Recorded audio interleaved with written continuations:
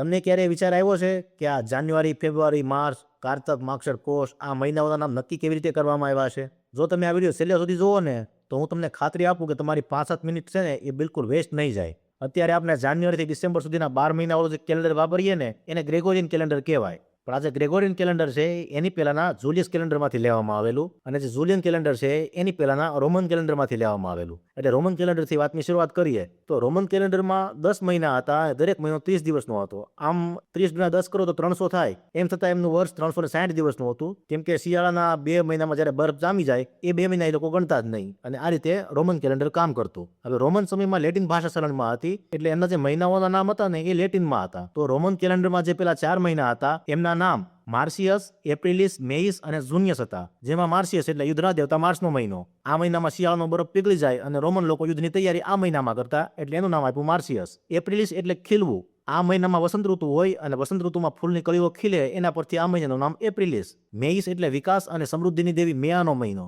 આ મહિનામાં વૃક્ષોનો વિકાસ થાય એટલે એને મેઇસ નામ આપવામાં આવ્યું. ચોથો મહિનો જુનિયસ એટલે દેવોની દેવી જૂનોનો મહિનો, કે જેને લગ્ન અને સ્ત્રી કલ્યાણની દેવી પણ કહેવાય છે. અને લેટિન ભાષામાં 5 એટલે ક્વિન્ટસ, 6 એટલે સેક્સટોસ, 7 એટલે સપ્ટેમ, 8 એટલે ઓક્ટો, 9 એટલે નવેમ અને 10 એટલે ડિસેમ થાય. એટલે રોમન કેલેન્ડરમાં આ મહિનાવાળા નામ ક્વિન્ટિલિસ, સેક્સટિલિસ, સપ્ટેમ્બર, ઓક્ટોબર, નવેમ્બર અને ડિસેમ્બર હતા. ત્યારબાદ ઈસાના 600 વર્ષ પહેલા રોમન સમ્રાટ નુમા પોમ્પિલિસે જે વધારાના 60 દિવસો હતા એમાં 2 મહિનાઓ ઉમેર્યા, જાન્યુઆરીસ અને ફેબ્રુઆરીસ. અને એ આ કેલેન્ડરના 11મા અને 12મા મહિના બન્યા. પણ સમય જતાં એમને પહેલો અને બીજો નંબર આપવામાં આવ્યો, એટલે બાકીના જે મહિના હતા એ 2 નંબર પાછળ આવી ગયા. પણ આ કેલેન્ડરની એક સમસ્યા હતી કે એમાં તહેવારોનો મેળ બેસાડવા માટે દર વર્ષે અમુક દિવસો એમાં ઉમેરવા પડતા હતા. તો આ સમસ્યાના નિરાકરણ માટે ઈસાના 64 વર્ષ પહેલા રોમન સમ્રાટ જુલિયસ સીઝરે કેલેન્ડરમાં સુધારો કરી નાખ્યો અને એક વર્ષ 365 પર 25 દિવસનું કરી નાખ્યું. અને જુલિયસ સીઝરના મૃત્યુ પછીના અમુક જ મહિનામાં જે 6ઠ્ઠો મહિનો હતો એનું નામ બદલી અને જુલિયસ કરી દેવામાં આવ્યું. અને જે 8મો મહિનો હતો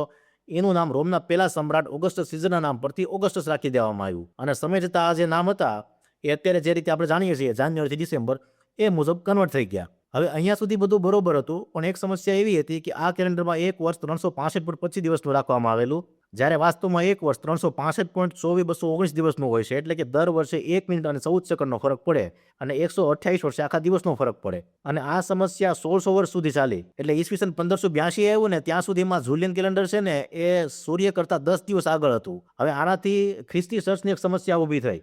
ખ્રિસ્તી ધર્મમાં એવી કથા છે કે ઈસુને શુક્રવારે સૂર્ય ચડાવેલા અને રવિવારે એ ફરીથી જીવિત થયેલા. એટલે આ જે રવિવાર છે ને એને ખ્રિસ્તી ધર્મ ઈસ્ટર સન્ડે તરીકે ઉજવે. હવે ઈસ્ટર સન્ડે ક્યારે આવે ને એની કોઈ ચોક્કસ તારીખ નથી હોતી. એની ગણતરી એવી રીતે કરવામાં આવે કે જે દિવસે ઇક્વિનોક્સ હોય. હવે ઇક્વિનોક્સ એટલે શું? તો જે દિવસે વર્ષમાં દિવસ ને રાતની લંબાઈ સરખી હોય એને ઇક્વિનોક્સ કહેવાય. તો ઇક્વિનોક્સ પછી જે પૂનમ આવે અને પૂનમ પછી જે પેલો રવિવાર આવે ને એ રવિવાર એટલે ઈસ્ટર સન્ડે. જો આપણે આ વર્ષ માટે ગણતરી કરીએ તો વર્તમાન સમયમાં 21 માર્ચ એ ઇક્વિનોક્સનો દિવસ છે. એટલે ઇક્વિનોક્સ પછીની જે પૂનમ આવશે એ આવશે 2 એપ્રિલે ગુરુવારે.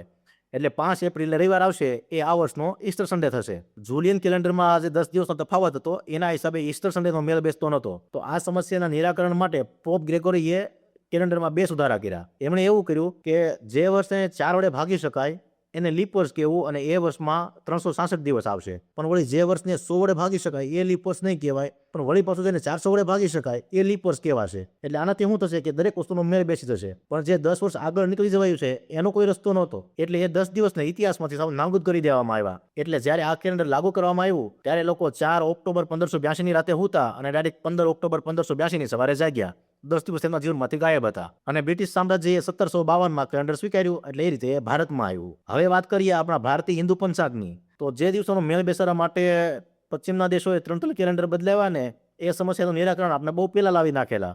આપણે દર 4 વર્ષે એક વખત અધિક માસ ઉમેરી દઈએ એટલે દરેક વસ્તુનો મેળ બેસી જતો હતો.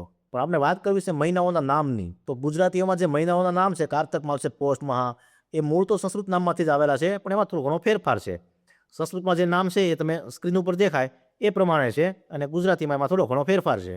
અને આ જે ભારતીય સંસ્કૃતિનું પંચાંગ છે એમાં 12 મહિનાનો કોન્સેપ્ટ સૌપ્રથમ યજુર્વેદની તૈત્તરીય સંહિતામાંથી આવેલો, કેમ કે ત્યાં પહેલી વખત 12 મહિનાનો ઉલ્લેખ આવે છે. હવે આ મહિનાઓના જે મૂળ સંસ્કૃત નામ છે ને એને સમજવા માટે નક્ષત્ર વિશે થોડું જાણવું જરૂરી છે, કેમ કે આધુનિક ખગોળશાસ્ત્રમાં 88 નક્ષત્રો છે, પણ એમાંથી 27 નક્ષત્રો એવા છે કે જેમાંથી ચંદ્ર પસાર થાય છે અને ચંદ્ર પૃથ્વીનું એક ચક્ર પૂરું કરવામાં 27 દિવસનો સમય લે છે. તો આપણે એમ કહી શકીએ કે ચંદ્ર એક નક્ષત્રમાં 1 દિવસ રહે છે.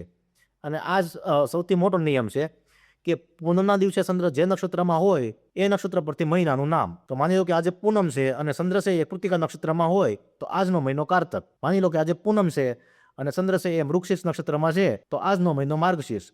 એ રીતે બાકીના મહિનાની યાદી તમે સ્ક્રીન ઉપર જોઈ શકો. આ રીતે આપણા પંચાંગમાં મહિનાઓના નામને નક્ષત્ર સાથે સીધો સંબંધ છે અને દરેક મહિનાના નામ માટે એક જ નિયમ લાગુ પડે છે. જ્યારે આપણે જે ગ્રેગોરિયન કેલેન્ડર જોયું એમાં અમુક નામના દેવી દેવતાઓના છે, અમુક રાજાઓના નામ છે અને અમુક માત્ર નંબર છે. એમની પાસે આપણી જેવી કોઈ ચોક્કસ પેટર્ન નથી. જો તમને આ વિડીયોની માહિતી સારી લાગી હોય તો એને શેર કરીને બીજા સુધી પહોંચાડો. જો આ વિડીયો તમે ઇન્સ્ટાગ્રામ કે ફેસબુકમાં જોતા હો તો પ્રોફાઇલને ફોલો કરો અને જો યુટ્યુબમાં જોતા હો તો ચેનલને સબસ્ક્રાઇબ કરો.